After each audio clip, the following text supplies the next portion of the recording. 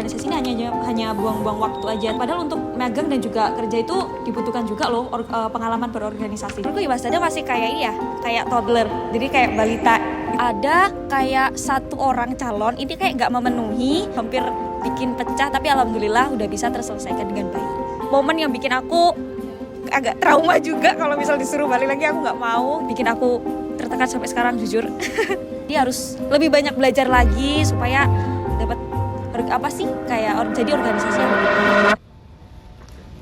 Halo semuanya, selamat datang di Behind the Scenes Hima, program baru dari Himasada UPN Veteran Jawa Timur yang bakal ngobrol santai bareng Hima dari luar kampus dan juga alumni. Di episode pertama kali ini, kita kedatangan sosok yang pernah jadi bagian penting Himasada dan pastinya punya banyak cerita seru. Yuk langsung aja kita sambut Kak Diana Cynthia Putri. Saya Marsa Susiana dan ini obrolan kita. Selamat datang kembali di Himasada Kak Diana. Apa kabar Kak Diana saat ini? Senang sekali Kak Diana bisa menyempatkan waktu untuk berbagi cerita dengan kita. Halo semuanya, para pendengar dan juga penonton. Kenalin, nama aku Diana Cynthia Putri. Alhamdulillah aku di sini diberi kesempatan untuk mengisi episode pertama di program baru Himasada. Saya senang sekali loh. Alhamdulillah kabar saya hari ini baik. Alhamdulillah. Untuk teman-teman yang mungkin belum terlalu familiar, Diana Cynthia Putri adalah alumni Himasada angkatan 2021. Saat ini kesibukan utama Kak Diana itu apa? Untuk saat ini aku sedang fokus mempersiapkan wisuda yang akan dilaksanakan beberapa hari ke depan dan juga persiapan untuk cari kerja. Mohon doanya juga ya buat teman-teman supaya kita bisa cepat dapat kerja juga. Oke, semoga lancar. Wah, keren sekali. Nah, untuk memulai obrolan kita, masih ingat nggak dulu momen pertama yang bikin Kak Diana akhirnya mutusin buat nyemplung beneran di Himasada UPN Veteran Jawa Timur? Awalnya iseng atau emang udah niat dari awal? Ada nggak cerita lucu atau absurd pas awal daftar? Oke, jadi awal-awal aku join Himasada itu waktu semester 2. Karena waktu itu aku ditawari teman aku yang join KPUJ. Kalau angkatan 2021 ini masih belum ada delegasinya. Jadi kayak aku tertarik juga buat join organisasi di semester awal. Karena aku pikir awal-awal matkulnya masih gampang lah gitu. Jadi masih bisa disambi buat join organisasi kayak gitu. Oke. Momen atau kegiatan apa yang pertama kali membuat Kak Diana bersemangat untuk berkontribusi lebih banyak, atau malah yang awalnya bikin stres tapi lama-lama malah jadi sayang banget sama Himasada? Aku tertarik join Hima itu khususnya di bidang legislatif ya, itu aku coba hal baru yang sebelumnya mungkin di SMA adanya aku joinnya OSIS. Nah sekarang aku joinnya di legislatif. Aku jadi pengen tahu latar belakangnya kayak gimana sih cara bekerjanya kayak gitu. Selama masa dulu waktu Kak Diana menjabat, pernah nggak ngalamin momen krusial atau keputusan besar yang efeknya masih terasa sampai sekarang? Gimana proses bikin keputusan itu dalam ngebentuk Himasada seperti yang kita kenal sekarang? Momen yang efeknya kerasa sampai sekarang adalah saat pembentukan konstitusi. Konstitusi sendiri di Himasada ada 3, ART, UU Pemira, dan juga Tatip Sidang. Dan di situ kita kayak mengumpulkan beberapa ide lalu dijadikan satu supaya bisa diterapkan di Himasada. Lah itu kan di setiap kepala itu kan ada keinginannya masing-masing gitu. Apa yang baiknya diterapkan, apa yang enggak ada di situ adalah momen yang bikin aku agak trauma juga, kalau misal disuruh balik lagi aku enggak mau gitu. Untuk keputusannya ya akhirnya kita sampai musyawarah berhari-hari kayak gitu. Akhirnya bikin aku tertekan sampai sekarang jujur. Oke, terus ada nggak satu nilai atau prinsip yang dulu sering Kak Diana pegang pas jadi pengurus dan ternyata masih kepake banget sampai sekarang? Kalau bisa, kasih contoh realnya dong Mbak, biar makin kebayang. Kalau lihat dari jawaban kayak tadi ya, karena pembentuk konstitusi pasti diperlukan juga critical thinking. Nah di situ pasti kepake banget sampai kapanpun dan dimanapun itu pasti kepake. Contohnya kalau paling deket-deket ya buat ngerjain tugas atau skripsi, itu nanti pasti bakal dibutuhkan critical thinking yang lebih baik gitulah. Aku alhamdulillah udah belajar dari Himasada untuk mengasah critical thinkingku dan alhamdulillah bisa kepake. Wah keren. Oke, next. Kalau Himasada itu kayak orang, menurut Kak Diana, orangnya tuh kayak gimana? Yang rame, perfeksionis, chill, atau malah misterius? Dari aku sih menurutku Himasada masih kayak ini ya, kayak toddler, jadi kayak balita itu. Jadi kita kan baru lahir juga, ini masih periode kelima ya. Kita masih dalam tahap untuk mengenal masa lingkungan organisasi yang baik itu seperti apa, dan juga kita harus belajar beradaptasi di organisasi dengan yang lebih baik lagi kayak gitu. Berarti kesimpulannya tuh banyak belajar ya Kak? Iya, jadi harus lebih banyak belajar lagi supaya dapat jadi organisasi yang lebih baik. Kalau ngomongin tantangan nih, pernah nggak Himasada sempat ada konflik internal atau masalah yang lumayan berat? Gimana waktu itu Kak Diana dan tim ngadepin dramanya atau malah jadi bonding moment?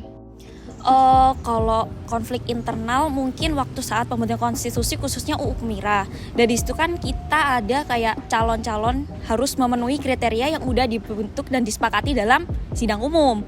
Lah ada kayak satu orang calon ini kayak nggak memenuhi, tapi dia kayak pengen merubah konstitusi yang udah ada gitu, jadi bikin huru-hara lah intinya. Jadi itu hampir bikin pecah, tapi alhamdulillah udah bisa terselesaikan dengan baik. Kalau ngeliat Himasada sekarang, kira-kira udah sejauh mana sih perkembangannya yang bikin Kak Diana ngerasa, wah keren sih ini. Tapi jujur ya, ada juga nggak sisi yang menurut Kak Diana harus banget ditingkatin? Kalau aku lihat sekarang Himasada udah jauh-jauh lebih baik dari yang pertama aku join. Kayak sistemnya udah berjalan dengan baik, culture-nya juga oke banget gitu, perlu dipertahankan kayak gitu. Tapi apa yang perlu ditingkatkan adalah solidaritas. Karena organisasi yang buruk ataupun kurang baik itu biasanya karena anggota-anggotanya yang kurang kompak gitu. Jadi aku harap bisa lebih solid dan kompak lagi ke depannya. Oke, semoga aja ya Kak. Amin. Sebagai alumni yang masih aktif mengikuti perkembangan Himasada, bagaimana pandangan Kak Diana terhadap organisasi ini dari era Kak Diana hingga saat ini? Kalau aku lihat ya, sekarang kayaknya minat organisasi ini lagi rendah. Mungkin gak hanya di Himasada, gak juga di UPN juga, tapi kayak aku lihat di sosmed tuh lagi tren banget lebih ke milih magang daripada organisasi, karena banyak yang mikir atau beranggapan bahwa organisasi ini hanya buang-buang waktu aja. Tapi menurut aku paling enggak kalian pernah sekali lah coba untuk join organisasi supaya tahu kayak gimana sih dinamika politik yang ada di kampus, untuk belajar padahal untuk magang dan juga kerja itu dibutuhkan juga loh pengalaman berorganisasi. Jadi paling enggak kalian wajib cobain sekali aja, 1 periode lah paling enggak. Berarti intinya berani mencoba. Oke, di sisi lain, area mana yang menurut Kak Diana masih perlu diperbaiki oleh Himasada saat ini? Sejauh ini udah lebih baik daripada yang sebelum-sebelumnya, tapi kalau bisa mungkin anggota-anggotanya lebih dirangkul, jadi menganggap bahwa anggota-anggotanya ini teman gitu, jadi bikin untuk anggotanya merasa nyaman dan juga kedepannya bisa join lagi, jadi minat organisasinya tetap ada gitu. Tapi tetap pada aturan gitu kan? Iya dong, jadi kita nggak boleh ngelangkain lah ketua, tapi kita nganggapnya sama, paham gak sih, kayak hierarkinya masih tetap ada kayak gitu. Sekarang kan zamannya TikTok, Reels, dan konten cepat saji. Menurut Kak Diana, jenis konten apa yang cocok buat Himasada biar bisa lebih didengerin dan nggak kelihatan tanda kutip ketinggalan zaman? Atau pernah nggak kepikiran ide konten yang bisa bikin pecah gitu?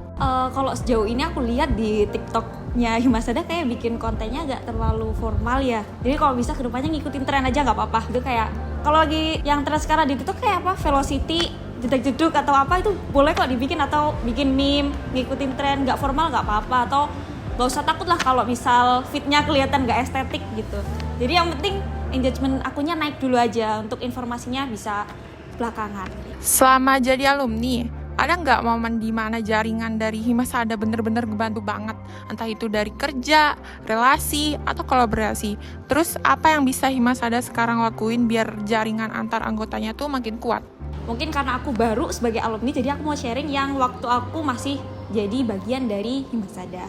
Jadi aku itu dulu join magang itu dari semester 3 dan juga semester 5. Lah info-info yang aku dapat itu dari Himasada juga, dari rekan-rekan aku di Himasada gitu. Karena gini, privilege kita untuk join di organisasi khususnya Himasada ya, kita bisa jadi lebih dekat sama dosen. Karena informasi-informasi pertama kali yang disampaikan itu pasti yang tahu pertama adalah Himasada. Jadi kita bisa memanfaatkan privilege itu, dan akhirnya aku bisa join magang atau join penelitian dosen, jadi lebih dekat dengan dosen gitu, merupakan sebuah privilege yang harus dimanfaatkan gitu. Selain itu juga kan ada cutting, itu bisa dideketi buat nanya-nanya tugas atau apa-apa, sharing-sharing biar nilai kita tetap bagus kayak gitu. Lalu untuk yang bisa dilakukan untuk jaringan anggotanya makin kuat itu menganggap bahwa semua anggota ini sama gitu, jadi teman. Lalu bisa bahas-bahas di luar organisasi supaya bondingnya ini masih tetap dapat lah. Kalau ngomongin mimpi nih, menurut Kak Diana, Himasada bisa dibawa sampai sejauh mana sih? Misal ke level regional atau nasional? Strategi konkret apa yang bisa dicoba biar makin impactful? Kalau mau dibawa kemana itu tergantung dari Himasada sendiri, maunya ke level nasional atau regional. Tapi kalau strategi konkret dari aku sendiri adalah kita bisa memanfaatkan studi banding. Kenapa aku menyarankan studi banding ini? Karena yang pertama, kita bisa menyerap ilmu dari partner yang lebih advance di bidangnya, kayak di bidang sosial humaniora kayak FISIP. Kenapa aku menyarankan begitu? Karena mereka udah belajar di secara teori maupun praktikal di perkuliahan mereka yang sejalan dengan organisasi gitu. Jadi aku pikir mereka bisa lebih memberikan impact yang luar biasa untuk himpunan kita, khususnya Himasada. Seperti itu.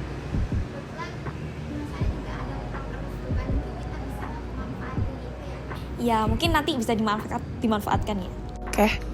Sebagai alumni, apa bentuk kontribusi yang menurut Kak Diana paling dibutuhkan oleh Himasada saat ini agar organisasi ini dapat terus berkembang dan memberikan manfaat maksimal bagi anggotanya? Kalau kontribusi dari luar itu aku pikir adanya relasi ya.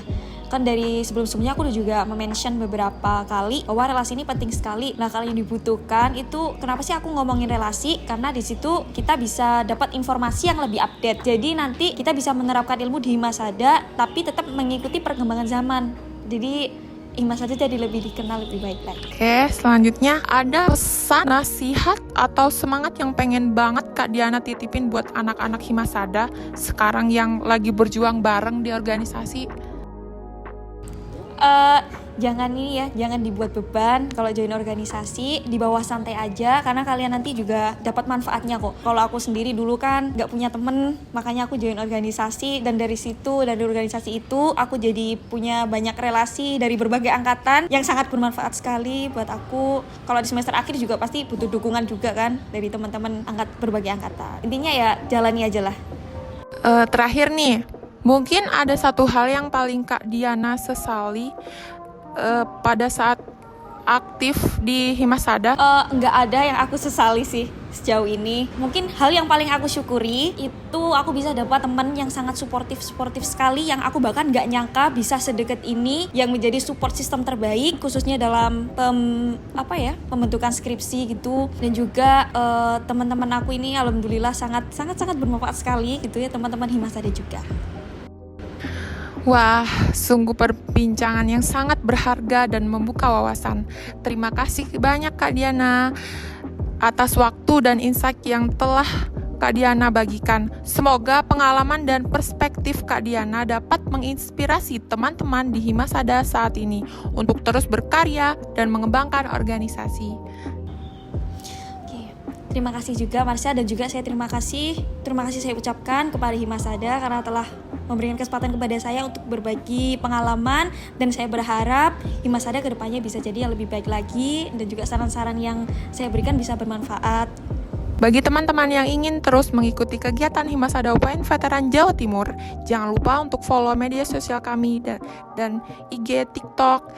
Dan untuk Kak Diana yang penasaran dengan obrolan lengkap ini, tunggu video podcast di channel kami. Sampai jumpa di episode Behind the Scenes berikutnya.